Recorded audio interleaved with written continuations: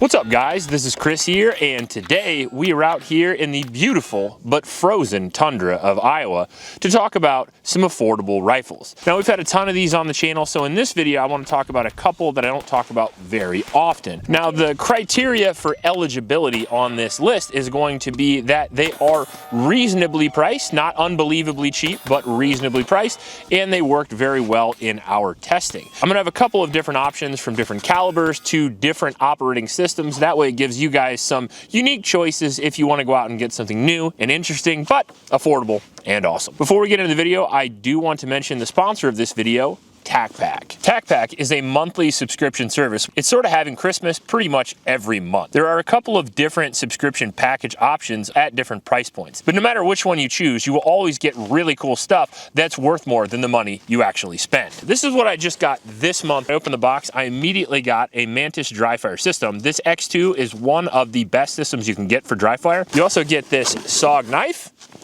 We have an 11.5 rail, which is pretty awesome because I actually needed that. I have two lowers downstairs and I actually wanted an 11.5 rail, and there's an M-LOK rail right here from Cross Machine and Tool. We have a rat tourniquet, which is one of the better tourniquets you can get, and honestly, tourniquet is probably the most important thing that you could carry on you besides maybe a pocket knife. We have some Troy rear sights, that's pretty classic. We have a Reptilia grip, and Reptilia obviously is another absolutely solid company.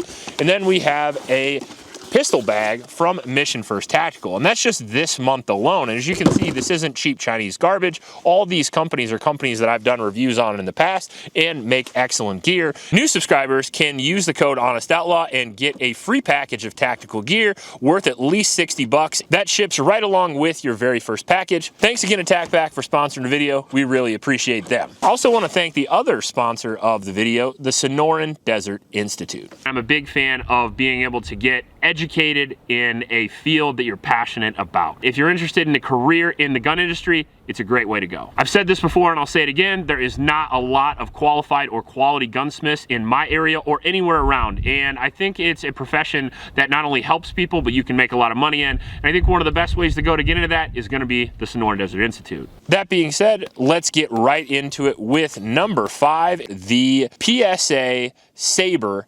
AR-10. Now, the PSA Sabre 12.5 is a gun that we actually shot last week, and I had a great time. I've never had a 12.5 308 before, and I didn't know what really to expect. I didn't know if it was going to be a little bit too much recoil. I didn't know if it was going to be unreliable because of the shorter barrel, and all of it worked great. The gun itself comes with some phenomenal accessories, not only the 12.5-inch barrel, but it comes with an M-LOK rail. It comes with the rifle speed gas system, so you can make it as much gas as you want or as little gas you want depending on which suppressor you're using. We use the Huxworks Flow 762, so it doesn't really affect the gas system all that much, so it shot really smooth. It also has a mid-length gas system which ran great. Really cool colors, comes right out of a pirate movie, came with an SBA 4 brace, a pretty good grip, a great trigger, and then Radian controls, all for the low price of around $1,200. Now, that's probably the most expensive entry on this list, but AR-10s are also very expensive because they are big bore after all. It's a bigger receiver. They are meant to shoot the 308 pattern or the 6.5 Creedmoor, not the smaller 5.56 or 6mm cartridges. So a little bit more expensive, but a little bit bigger bang for your buck as well. We shot over 100 rounds through it, very reliable, extremely accurate, even out to 400 yards. Hit.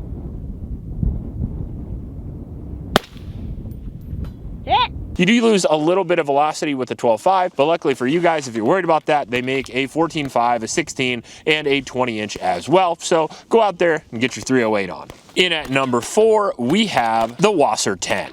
Now, the WASR 10 is a Romanian AK, and I'm not a big AK guy, so I'm just gonna glaze over the details just a little bit. A 16-inch 7.62 by 39 rifle that I actually have kitted out with a whole bunch of really cool Midwest Industries furniture. Those guns retail for around $600 or $700, and they are extremely reliable. Classic AR controls, decent caliber, and obviously the highest produced rifle of all time, so it can't be that bad. Pretty good quality for a gun that was imported by Century Arms, and add the Midwest furniture, the M-LOK rail, the adjustable stock, the better pistol grip, and the ability to mount optics, and you have graduated it from your classic shitty AK all the way up to something somebody in America would actually use. Overall, I absolutely recommend the WASR 10s, and if you're going to upgrade them, I would definitely recommend the Midwest Industries Furniture. It was extremely awesome and a great time to shoot. Now, those guns go anywhere from $700 to around $1,000, and if you are interested in the 7.62 by 39, I think it's a great way to go. It's a really good caliber. In America, it's not as popular as the AR-15, but definitely a solid home defense rifle. You can get into ammunition for pretty cheap, and a little bit more punch out there in close range and not as good at distance, but great gun nonetheless. In at number 3, we have the Davidson Defense Journeyman. Hip shoots. Now, the Davidson Defense was an AR-15 that I shot around 2 years ago and completely forgot about. And when we were researching guns to do this list, I was like, man, we haven't talked about that gun before. But it comes with a pretty good set of features. The gun was completely reliable, a 16-inch mid-length AR for around $500. It had a government profile barrel, mil-spec bolt carrier, kind of a Hogue sort of grip with the Robinson Arms rifle stock on the back of it. That was really, really comfortable. I had a Gamma 5.56 on there, so there was absolutely no recoil. We shot over 300 rounds through it with no malfunctions whatsoever. It shot 2 MOA.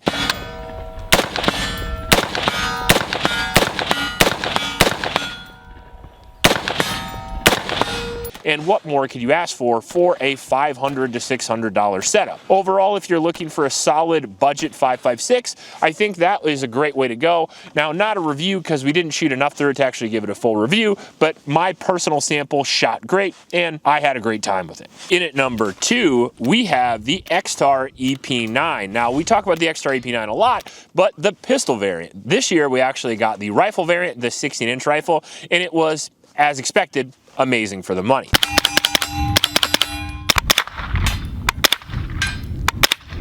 Those guns come in for around $500. They take Glock magazines. They have a polymer upper and lower receiver, making it very lightweight. Now, the Davidson has an aluminum receiver, which I really appreciate on the AR-15, but on a 9mm, something that's a little less powerful, I don't mind the polymer upper and lower too much, and it reduces the weight. That is a very lightweight rifle, especially for the capability of packing 30, 40, or even 60 rounds if you need to with the Glock magazines, which is very cool. You get lots of capacity, you get lots of capability. The gun's very accurate, and it's very, very reliable, very shootable, and pretty affordable. If you're looking for a great home defense rifle for somebody that's maybe a little recoil or a little bit blast shy, oftentimes when you get new shooters, what they worry about is not the recoil, but the actual blast coming out of the muzzle that scares them a little bit. Whereas 9mm rifles have almost none whatsoever. They have absolutely no restrictions like a pistol, and the Extar EP9 rifle is a great choice. It has M-LOK, has a Picatinny rail on top, and you could get a solid home defense rifle or a Plinken rifle that you can shoot really cheap and get into really cheap, and it won't let you down. Now, there would be a lot of honorable mentions to this list that I could come up with for sure, like the IWI, maybe the Smith & Wesson FPC, but I wanted to save those for other lists. So now we're going to be talking about the number 1, which is going to be the Springfield Saint. Not the Springfield Saint Victor. Don't confuse it with the better version that worked worse for some reason, but the really affordable Springfield Saint. We actually got that now 3 months ago or so. It is a 5.56 16-inch mid-length gas system with a standard A2 sight block on it and an M-LOK rail, and it shot really, really good.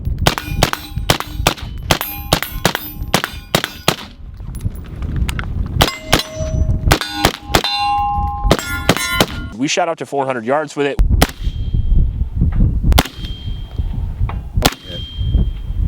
We shot 350 rounds through it. It was absolutely reliable with all magazines and all ammunition types. It was a really exceptional rifle, in my personal opinion, and it led me to believe maybe the St. Victor that I had was a bit of a fluke. I gotta say, for a $700 rifle, I would honestly use that for home defense. It was a really solid gun. It looks pretty mean. It had B5 furniture out of the factory, which I absolutely love, and the gun not only shot smooth, but was reliable and accurate. Overall, one of the better rifles you can get for under $1,000, in my personal opinion, at least for the feature set and the performance that we saw. So it was a pretty easy choice to put at number 1 because the AR-15 is the best all-around rifle for pretty much everything, in my personal opinion. If you're looking for a hunting rifle, if you're looking for a competition rifle, if you're looking for a home defense rifle, if you're trying to plink just for fun, the AR-15 kind of sort of tops all categories, especially for the money. So the Springfield at number 1 just sort of made sense.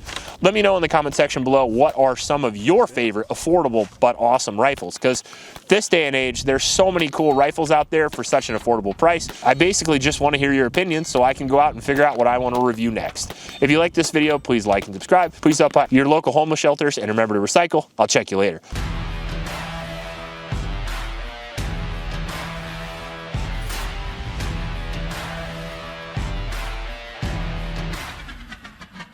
Oh yeah, I'm ready to go. Are you ready to go? Do you see my voice? Because I am ready to fucking rock. I've had so much caffeine. I'm gonna pile up this video in 7 fucking minutes. Do it. You're on. What's up, guys? This is Chris here,